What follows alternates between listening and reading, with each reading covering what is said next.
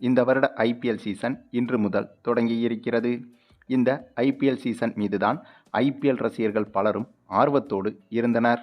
அடுத்த 2.5 மாதங்களுக்கு ஐபிஎல் கொண்டாட்டம் என்பது மிகப்பெரிய அளவில் இருக்கப் போகிறது. அதற்கு மிக முக்கிய காரணம், இதற்கு முன்பு இருந்த ஐபிஎல் சீசனை விட இந்த ஐபிஎல் சீசனில் ஒவ்வொரு அணியிலும் வீரர்கள் என்பது தலைகீழாக மாறியிருக்கின்றனர்.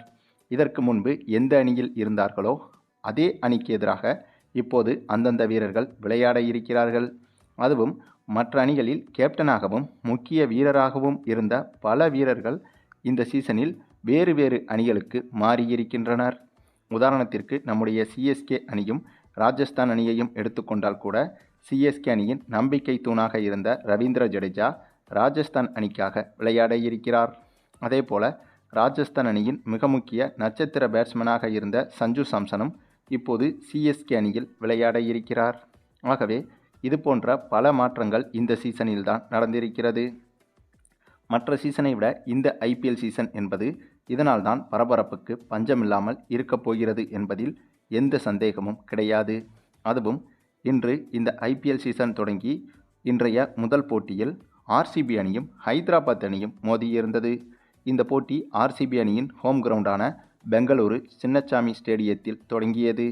இந்த போட்டி தொடங்கி டாஸை வென்ற ஆர்சிபி அணி முதலில் பந்து வீசுவதாக முடிவு செய்திருந்தது. அதனைத் தொடர்ந்து பேட்டிங் செய்ய களமிறங்கிய ஹைதராபாத் அணியை பொறுத்தவரையில் ஓப்பனிங் இறங்கிய டிராவிஸ் ஹெட்டும் அபிஷேக் சர்மாவும் சொற்ப ரன்களில் விக்கெட்டை இழக்க, இதனால் ஹைதராபாத் அணியின் மொத்த நம்பிக்கையும் அங்கேயே சரிந்தது. ஆனாலும் கூட அதற்கு பிறகு களமிறங்கிய இசான் கிசான் மிரட்டலான அதிரடி ஆட்டத்தை காட்டியிருந்தார்.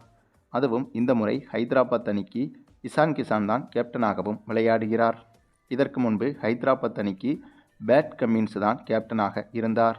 ஆனால் இந்த முறை இசான் கிசான் கேப்டனாக புதிதாக உருவெடுத்திருக்கிறார். அதுவும் புதிதாக கேப்டன் பதவி ஏற்றால் கொஞ்சம் நிதானமாகவும் அதிரடி ஆட்டத்தை குறைத்தும் தான் பல வீரர்கள் விளையாடுவார்கள்.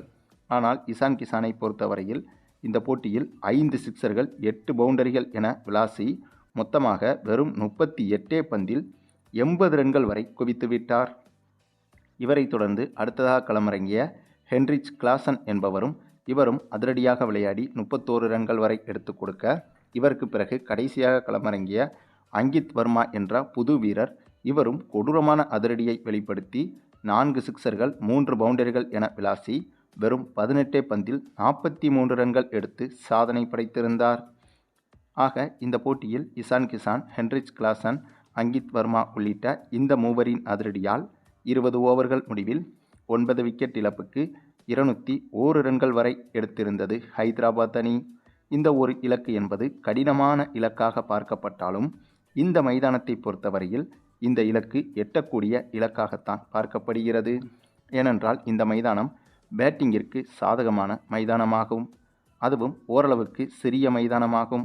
அதே சமயம் இத்தகைய ரன்களை சேசிங் செய்ய களமிறங்கப் போவது இந்த மைதானத்தில் ஹோம் கிரவுண்ட் அணி என்பதும் குறிப்பிடத்தக்கது. ஆகவே இந்த ஒரு இலக்கை ஆர்சிபி அணியால் எளிதாக சேசிங் செய்ய முடியும் என்றுதான் எதிர்பார்க்கப்பட்டது. அதனைத் தொடர்ந்து பேட்டிங் செய்ய களமிறங்கிய ஆர்சிபி அணியை பொறுத்தவரையில் என்னங்க சொல்கிறது, யாருமே எதிர்பார்க்காத அளவுக்கு முதல் போட்டியே அதிரடியில் மிரட்டி இருந்தது ஆர்சிபி அணி. அதுவும் நாம் ஏற்கனவே சொன்னது போல இது 200 ரன்கள் டார்கெட்டாக இருந்தாலும் கூட இந்த மைதானத்தை பொறுத்தவரையிலும், குறிப்பாக இந்த மைதானத்தை ஹோம் கிரவுண்டாக வைத்திருக்கும் ஆர்சிபி அணியை பொறுத்தவரையிலும் இந்த இலக்கு என்பது ஓரளவுக்கு எடுக்கக்கூடிய இலக்காகத்தான் பார்க்கப்பட்டது. அதை உறுதி செய்யும் விதமாக ஆரம்பம் முதலே ஆர்சிபி அணி ஹைதராபாத் அணியை போட்டு புரட்டி எடுத்துவிட்டது என்றுதான் சொல்ல வேண்டும். அதுவும் ஓப்பனிங் இறங்கிய ஆர்சிபி அணி பேட்ஸ்மேன் பிலிப் சால்ட் என்பவர் மட்டுமே 8 ரன்கள் மட்டுமே எடுத்து அவுட் ஆனார். ஆனால் அதற்கு பிறகு விராட் கோலியும் தேவ்தத் படிக்கல்லும் சேர்ந்து கொடூரமான அதிரடியை காட்ட, இதனால் பாதி மேட்சிலேயே ஆர்சிபி அணியின் வெற்றி என்பது உறுதியாகிவிட்டது. அதுவும் இந்த போட்டியில் ஒருபுறம் விராட் கோலி அதிரடியாக விளையாடி வந்தாலும், விராட் கோலியை தாண்டி தேவ்தத் படிக்கல் என்பவர் அதிரடியான சிக்சர்கள், பவுண்டரிகள் என மலைமலையாக விளாசி ஆர்சிபி அணியின் வெற்றியை முதல் 8 ஓவர்களிலேயே இவர் உறுதி செய்துவிட்டார். மேலும் அதிரடியாக விளையாடிய தேவ்தத் படிக்கல் 61 ரன்கள் எடுத்து விக்கெட்டை இழந்த போதும் கூட அப்போதே ஆர்சிபி அணியின் வெற்றி என்பது உறுதியாகிவிட்டது. அதாவது அந்தளவுக்கு ரன்களை இவர் அவுட் ஆவதற்கு முன்பாகவே ஏற்கனவே ஆர்சிபி அணிக்கு எடுத்து கொடுத்து விட்டார். அது மட்டுமில்லாமல் தேவ்தத் படிக்கல் அவுட் ஆனதற்கு பிறகு ஆர்சிபி அணி ஓரளவுக்கு சூப்பராக விளையாடி இந்த போட்டியில் இறுதியாக எளிதாகவும் வெற்றி பெற்றது. மேலும் கடந்த சீசனில் ஆர்சிபி அணிதான் ஐபிஎல் கோப்பையை கைப்பற்றியிருந்தது. இப்போது அந்த சீசனிலிருந்து அப்படியே ஆர்சிபி அணி தொடர் வெற்றியை இந்த சீசனில் முதல் வெற்றியாக படைத்துள்ளது. ஆக ஆர்சிபி அணி செமையான ஃபார்மில் இருக்கிறது என்பதற்கு இதுவும் ஒரு உதாரணம். இதனால் ஆர்சிபி அணியின் இந்த ஒரு வெற்றி என்பது ஆர்சிபி ரசிகர்களுக்கு மிகப்பெரிய கொண்டாட்டமாகவே பார்க்கப்படுகிறது. அதே சமயம் இதில் சிஎஸ்கே ரசிகர்களாக நமக்கும் மிகப்பெரிய மகிழ்ச்சியான செய்தி ஒன்றும் காத்திருக்கிறது. அது என்னதான் ஐபிஎல் சீசன் தொடங்கி இன்றைய போட்டிதான் முதல் போட்டியாக இருந்தாலும் கூட ஒவ்வொரு போட்டியின் வெற்றி தோல்வியும் சிஎஸ்கே அணி உள்பட அனைத்து ஐபிஎல் அணிகளின் வெற்றி தோல்விகளை நிர்ணயிக்கும். குறிப்பாக புள்ளிப்பட்டியலில் அப்படி பார்த்தால் இன்று ஆர்சிபி அணி வெற்றி பெற்றதால் கண்டிப்பாக இந்த ஒரு ஆர்சிபி அணியின் வெற்றி என்பது நம்முடைய சிஎஸ்கே அணிக்கு மறைமுகமாக மிகப்பெரிய பாசிட்டிவான இம்பேக்டை புள்ளிப்பட்டியலில் ஏற்படுத்தும். ஏனென்றால் ஆர்சிபி அணி இந்த போட்டியில் வெற்றி பெற்றதால் ஒருவேளை புள்ளிப்பட்டியலில் முதல் 4 இடத்தை பிடிக்கும் அந்த ஒரு ரேஸில் கடைசி தருணங்களில் ஆர்சிபி அணியும் சிஎஸ்கே அணியும் மோதும் போட்டிகளில் ஆர்சிபி அணி வெற்றி பெற்றால் ஆர்சிபி அணி தகுதி பெற்றுவிடும், சிஎஸ்கே அணி வெற்றி பெற்றால் சிஎஸ்கே அணி தகுதி பெற்றுவிடும் என்ற சூழ்நிலை ஒன்று உருவாகினால் கண்டிப்பாக அப்போது சிஎஸ்கே அணி வெற்றி பெறுவதற்குத்தான் அதிக வாய்ப்புகள் இருக்கிறது. அதற்கு காரணம் சிஎஸ்கே அணிக்கும் ஆர்சிபி அணிக்கும் இதுவரை நடந்த போட்டிகளில் சிஎஸ்கே அணிதான் நிறைய முறை வெற்றி பெற்றிருக்கிறது. அதாவது சுருக்கமாக சொல்லணும்னா சிஎஸ்கே அணியின் வெற்றி சதவீதம் என்பது கிட்டத்தட்ட ஆர்சிபி அணிக்கு எதிராக 70% அதிகமாகவே இருக்கிறது. அதுவே ஹைதராபாத் அணிக்கும் சிஎஸ்கே அணிக்கும் எதிரான வெற்றி சதவீதம் என்பது 55% தான் இருக்கிறது. ஆகவேதான் என்னதான் ஐபிஎல் தொடர் தொடங்கி இது முதல் போட்டியாக இருந்தாலும் கூட இந்த போட்டியின் வெற்றி தோல்வியும் கூட சிஎஸ்கே அணிக்கு ஒரு வழியில் சாதகமாகத்தான் இருக்கிறது என்பதும் குறிப்பிடத்தக்கது. அதுவும் ஏற்கனவே சிஎஸ்கே அணிக்கு அதிர்ச்சி செய்தி ஒன்று வெளியாகியிருந்தது.